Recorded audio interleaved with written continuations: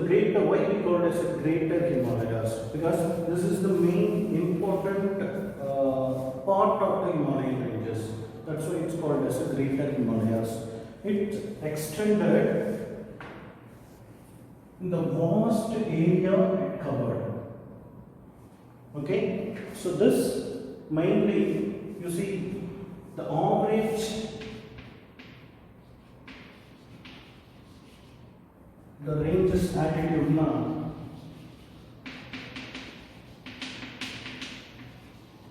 that is 6,000 meters.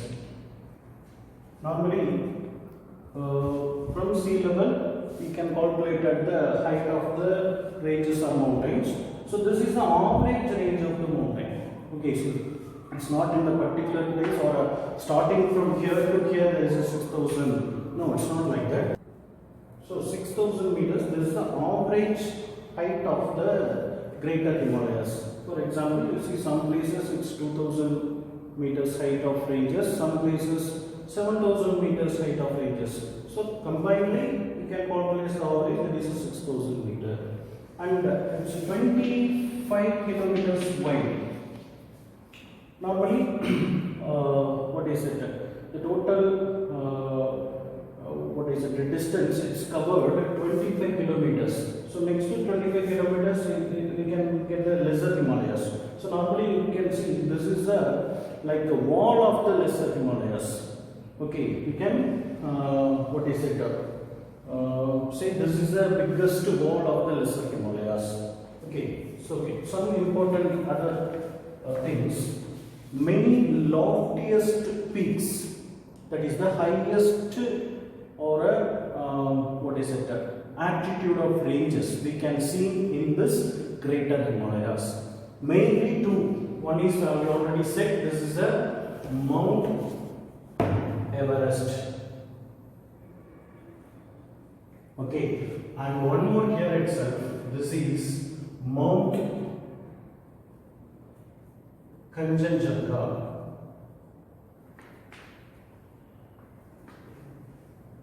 The height is 8,586 meters. So this is the 8,848 meters, and Kanchenjunga's height 8,586 meters. This is the third highest mountain in the world. Normally, second is here in India. So this is the highest mountain in India, Mount K2, 8,611 meters. So this is the highest mountain in India.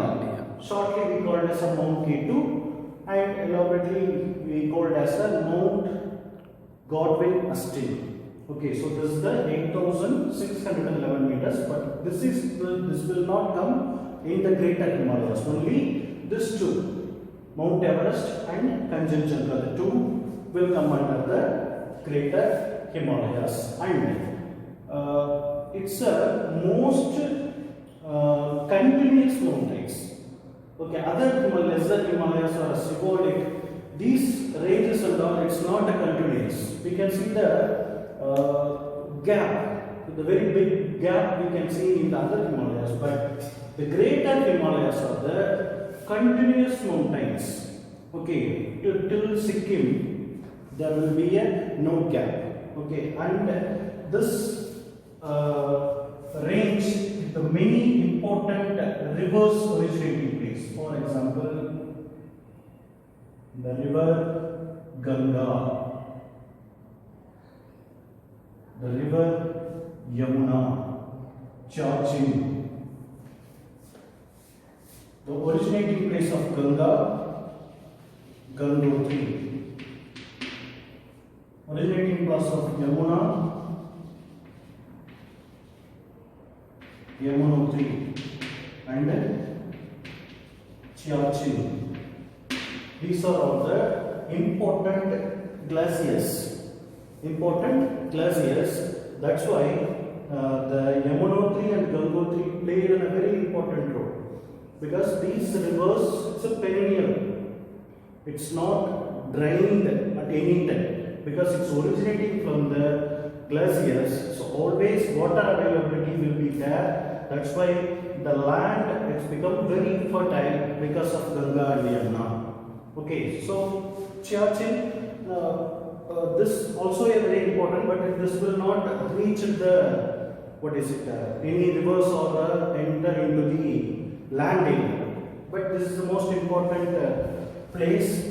The Siachen is the world highest war point, because from the place, I think you know very well, in the past days we faced Kargil war.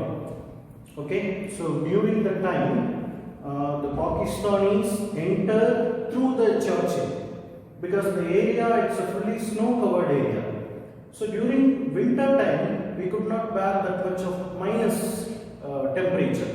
So our army people, they came out from the particular place. But during the time they enter into the India, and they reached some kilometers of area and reached the Kargil also. Okay, so after that we sent in a force and we defeated the Pakistan and we won in the Kargil war. So that's why the particular place the war was fought. So the attitude, we can see it's a very, highest attitude.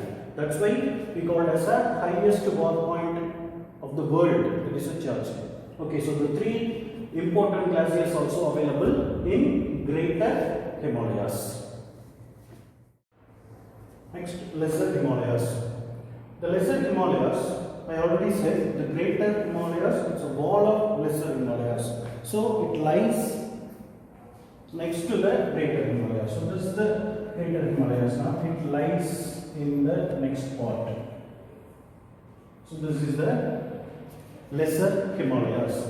The height of the Lesser Himalayas, it's varied. One place to another place, that is different type of heights. Almost 3,700 meters to 4,500 meters. So it's very one place to another place. The width of the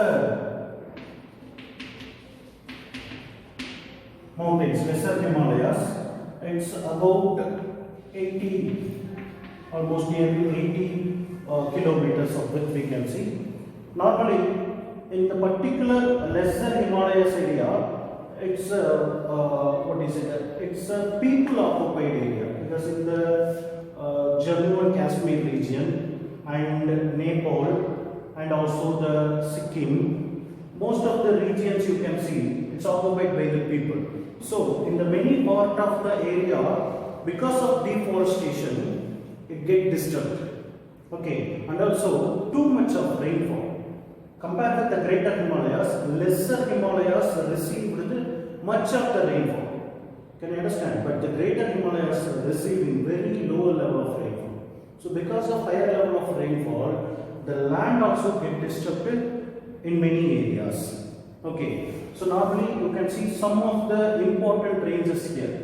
So some of the important, you can see Mahabharat range, that also available. Prippanchal is located here. The Prippanchal, it's one of the important range in Lesser Himalayas. Okay, and Lesser Himalayas is very famous for hill stations. Many hill stations are available. For example, take it as Simla, Darjeeling, Nainital,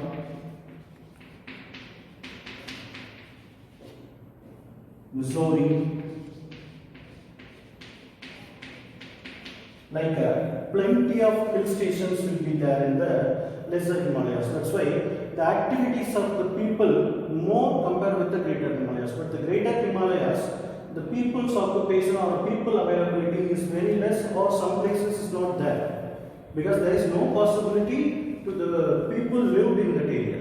But most of the possibility available in the Lesser Himalayas area, we can get the rainfall, we can get the fertile land, and also we have a perfect suitable climate. Compared with the Greater Himalayas, the altitude of the ranges is about 3,700 to 4,500 meter. Okay, so if altitude is decreased, automatically temperature also it decrease. Okay, so we will not experience the much of the coldness. Okay, so that's why it's covered the tourist people, and many places become the hill stations and the tourist centers. Okay, so this is about the lesser Himalayas. So next to Shivalik or outer Himalayas.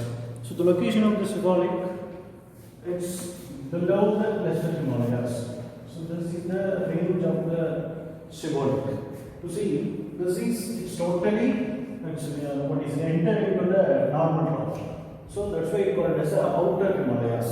So greater Himalayas and the lesser Himalayas, they played the much of the important role for the natural thing, especially in the Shivalik. The most of the people activity we can see in the Shivalik regions.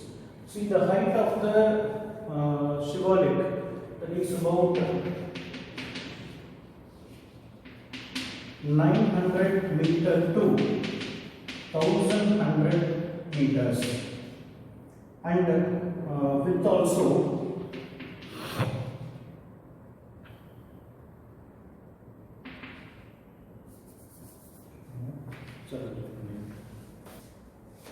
the width of the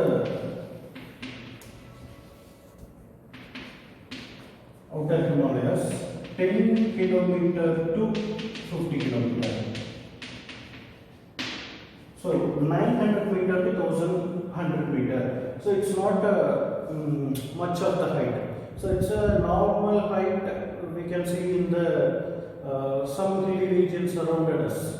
Okay, and width that is 10 to 50 kilometers. So this is about, it varies, some areas 10, some areas 25, and some areas it's a 50 kilometer likewise. So between this lesser Himalayas and outer Himalayas, for example, you see, so this is the lesser Himalayas and this is the outer Himalayas. So these areas will be there now. So this is called dense in the west part, and east part it called as a Duos. Okay, so this is lesser Himalayas and this is outer Himalayas. Outer Himalayas are the Shivaliks. Okay, so one more important thing, this is mostly it's a discontinuous mountain, which is now the Shivalik. It's not a continuous mountain. It extended right from Jammu and Kashmir and up to Assam. But most of the places you can see the plenty of gap. So it's a most discontinuous Himalayan ranges, that is Shivaliks. Okay. The last part of the Himalayan ranges we call as the Purvanchal Hills. Purvanchal Hills we can see in the east part of the India. So I already said in the east part of the India it's fully a hilly regions. We can see most number of or most areas covered by the Krishna, that is east part of the India. So which part called as Purvanchal? This mostly the hills available in the border between the India and Myanmar. Okay, most of the hills we can see, Purvanchal hills we can see in the border areas. The hills like Dafla, Mismi, Patkai, Tripura, Garo, Kasi, Jaintia, plenty of hills. All the hills combinedly or together it's known as the Purvanchal hills. Can you understand? So the Purvanchal hills, it's located in the eastern part of the India. Most of the hills it's available between the India to Myanmar border. Okay students, so this is about the Purvanchal hills, and the Himalayan part it came to an end. So we already completed the lot of categories of Himalayas. Okay, so keep in your mind, and once again revise all the part, see the videos, the past videos once again, and you came to know more details about the Himalayan ranges. Okay, so tomorrow we'll start with the next topic.